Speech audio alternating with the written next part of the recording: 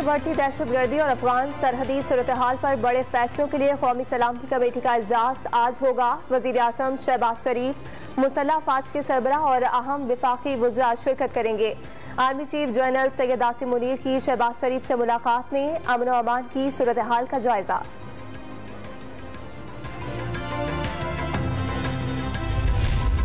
मुल्क के बालाई इलाकों में शदीद सर्दी के डेरे, गलियात में 5 से 6 इंच तक बर्फबारी, ताहद निगाह मनाजिर सफेद। राब्ता सड़कें बंद हो गईं, बिजली का निजाम मुतासिर। मलका कौसार मरी में भी रूई के गाले गिरने के बाद सयाहों के डेरे, इंतजामिया रास्ते खुले रखने के लिए मुतहर्रिक। मानसेहरा और पारा चिनार में भी बर्फबारी का सिलसिला शुरू।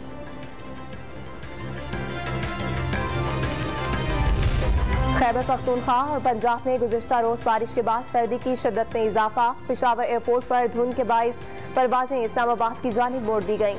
पंजाब के कई इलाकों में भी धुंध के डेरे, मोटरवेज के मुख्तलिफ मकामात बंद।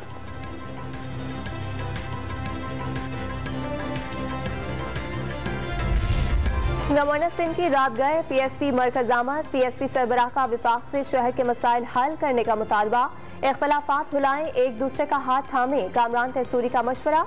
MQM पाकिस्तान और पाक सरजमीन पार्टी का चंद रोज में एक होने का इम्कान।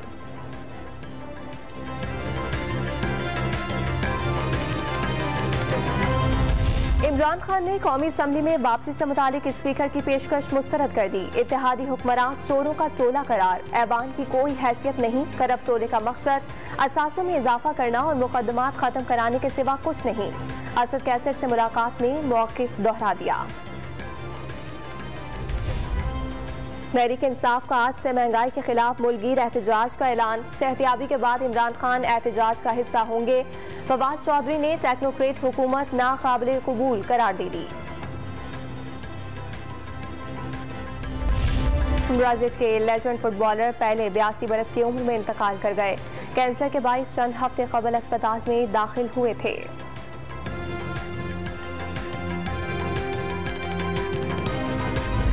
और भारतीय क्रिकेटर ऋषभ पंत की गाड़ी को हादसे के बाद गाड़ी में आग लग गई। ऋषभ पंत शदीद जख्मी।